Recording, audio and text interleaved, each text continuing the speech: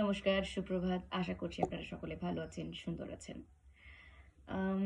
অনেকদিন হলো কবিতা আবৃত্তি করা হয় না এবং আপনাদেরকে শোনানো হয় না বিকজ আমার একটু টাফ শিডিউল যাচ্ছিল সেই জন্য। তো সেই টাফ শিডিউল থেকে আমি এখন একটুখানি নিষ্কৃতি পেয়েছি বা মুক্তি পেয়েছি বলা চলে, তাই আপনাদের সাথে একটুখানি আড্ডা দিতে চলে এসেছি। আজকের আড্ডার বিষয়টা একটু গুরুত্বপূর্ণ। অনেকেই আমরা যারা স্পিরিচুয়ালিটির মধ্যে থাকি, অনেকেই বিভিন্ন ধরনের বীজের মালা জপ করেন অথবা ধারণ করেন, লাইক দিস রুদ্রাক্ষ। যিনি আমার গুরু, মানে যিনি আমাকে দীক্ষা দিয়েছেন, তিনি অনেকদিন আগে আমাকে বলেছিলেন রুদ্রাক্ষ ধারণ করার কথা। তো আমি তার কথা শুনে রুদ্রাক্ষ ধারণ করি। প্রথমে 5 মুখী, তারপরে 4 মুখী, 6 মুখী এবং সম্প্রতি এই যে রুদ্রাক্ষটা দেখছেন, এটা 7 মুখী রুদ্রাক্ষ, এটা ধারণ করেছি। তো কি হয়, আমার এই 3-4 দিন আগে, বিগত 3-4 দিন আগে আমার কাছে একটি 5 মুখী রুদ্রাক্ষ ছিল। সেটা আমার রুমের মধ্যেই কোথাও একটা পড়ে হারিয়ে যায় এবং স্টিল আমি অনেক খোঁজাখুঁজির পরেও সেটাকে খুঁজে পাইনি।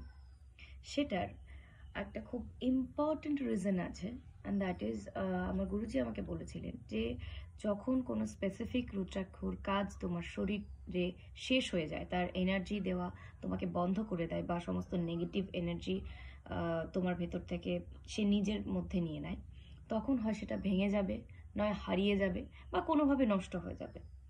তো 2024 সালে 8 মুখী রুদ্রাক্ষ আমি মাত্র 3 মাস ব্যবহার করতে পেরেছি। Only 3 months.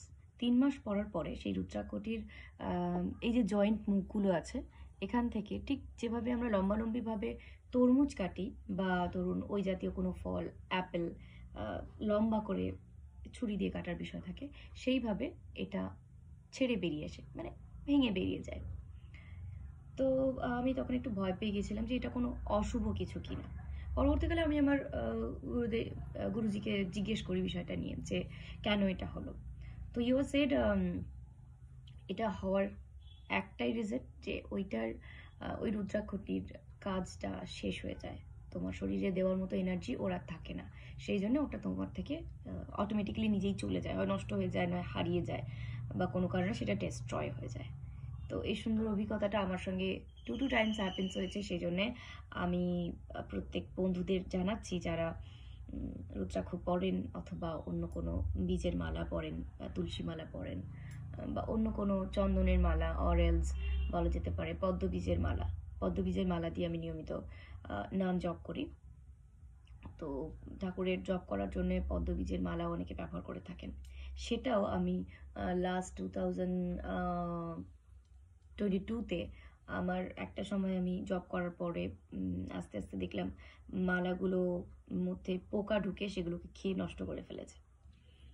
তো একটা সময় যখন যে কোনো জিনিস এনার্জি দেওয়া বন্ধ করে দেয় বা তার কার্যকারিতা শেষ হয়ে যায়, তখন আর সেটা থাকে না, কোনোভাবে নষ্ট হয়ে যায়। তো ন্যাচারাল সিডসের মধ্যে রুদ্রাক্ষ বীজের মধ্যে যে এত পাওয়ারফুল ক্ষমতা থাকতে পারে, সেটা আমি নিজের স্বচক্ষে দেখেছি এবং উপলব্ধি করেছি। আপনাদের কাছে এটা শেয়ার করা ছিল, শেয়ার করলাম। ভালো লাগলে অবশ্যই জানাবেন। নমস্কার, ভালো থাকবেন।